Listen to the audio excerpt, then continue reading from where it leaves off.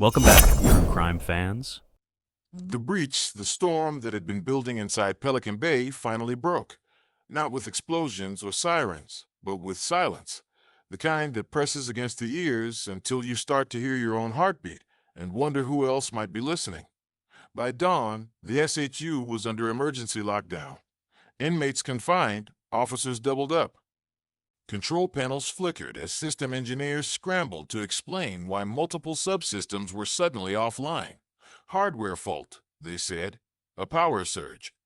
But Captain Ray Fletcher knew better.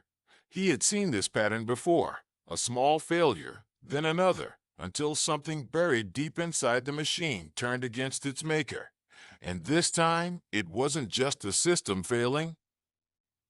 It was the order of Pelican Bay itself. When the lockdown began, Unit D's sensors detected a faint vibration, too rhythmic for pipes, too faint for footsteps. It came every 9 minutes, pulsing through the floor. No one could locate its source.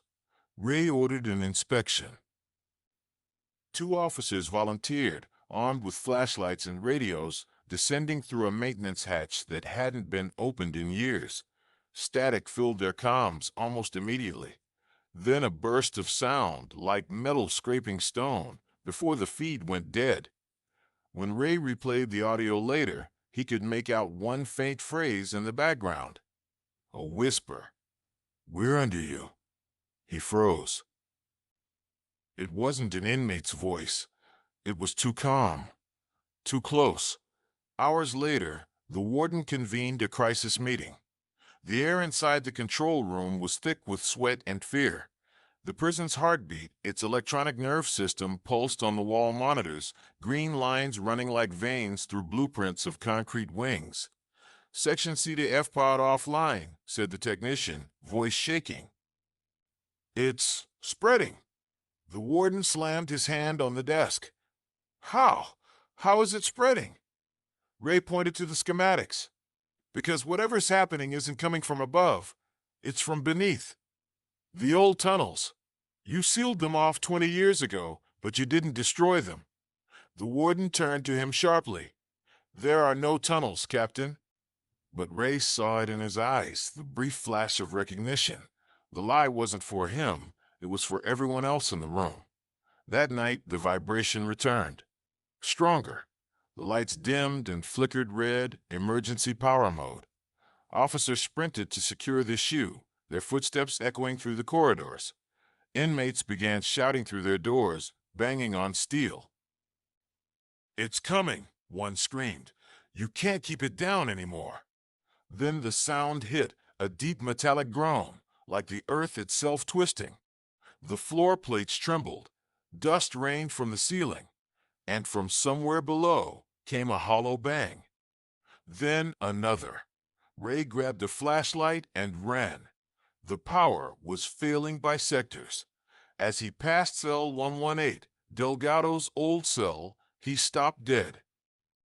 The cell door was open, but Delgado had been dead for weeks. Inside, the concrete floor was cracked. A thin seam ran straight across, barely visible under the dim light. Kneeling, Ray touched the surface. It was warm. He pressed his ear against it. From below came the unmistakable sound of air, moving, rushing, alive. He whispered to himself, "They found it." By morning, the story was chaos. Guards refused to enter D-Pod. Word had spread that inmates had breached a wall, maybe escaped through the tunnels, but head counts remained the same. No one missing. And yet, someone was sending messages.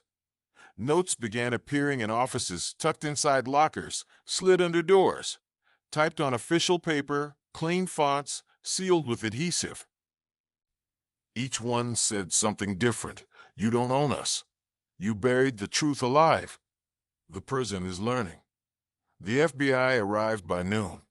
A task force of cybersecurity experts and structural engineers flooded the complex, their faces pale and drawn. They found no breach, no tunnels, no signs of tampering.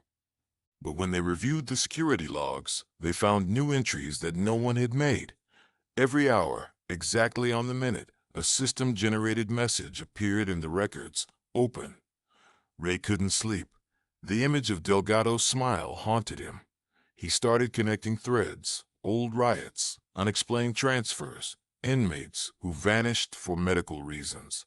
Each tied back to the same period, 1996 to 1999, the SHU's expansion era. He snuck into the old records room one night, flashlight in hand. The air smelled of paper and rust. Inside a filing cabinet marked Structural Addenda 1996, he found what he was looking for: blueprints. Faded, coffee-stained. They showed the standard X-shaped SHU layout, but beneath it, a faint secondary grid. Corridors, small chambers, no labels, just numbers. And at the bottom, handwritten in pencil, Phase 7 containment support. He traced the lines with his finger, following one that led directly beneath D-Pod. Then the lights went out. The beam of his flashlight flickered once, then died. Something moved in the dark. Slow footsteps. Ray froze, holding his breath. "Who's there?" No answer. Then a voice, calm and clear. "You weren't supposed to see that." He spun around, but the sound came from everywhere at once. The vents, the walls, the floor. The air pressure changed, like the room was breathing. Then the light snapped back on. The blueprints were gone. The next morning, Ray was called into the warden's office. Two men in dark suits were waiting. They didn't introduce themselves, but their questions came fast. "What did you find in the records room? Who gave you clearance to access Level 2 storage? Did you take anything with you?" Ray shook his head. "No. I was following a lead on the system failures." One of the men leaned forward. "There are no system failures, Captain. Only controlled operations." "What the hell does that mean?" "It means the facility is working as intended." And that was it. The meeting ended. Ray was reassigned to administrative leave pending review. That night, when he returned home, there was an envelope on his porch. No name, no stamp. Inside was a single photo, a grainy black and white image of the D-Pod corridor. In the center stood a figure, blurred but unmistakable, a man in an officer's uniform. Underneath, typed in neat letters, "Welcome back." A month later, a minor earthquake struck Northern California. Local papers mentioned it briefly, a tremor near Crescent City. No casualties, no damage. But inside Pelican Bay, something had shifted. The SHU was sealed indefinitely for structural safety upgrades, and beneath the new concrete, in the silent tunnels no one would admit existed, a red light began to blink. Then, as before, the system wrote its final entry: "Open,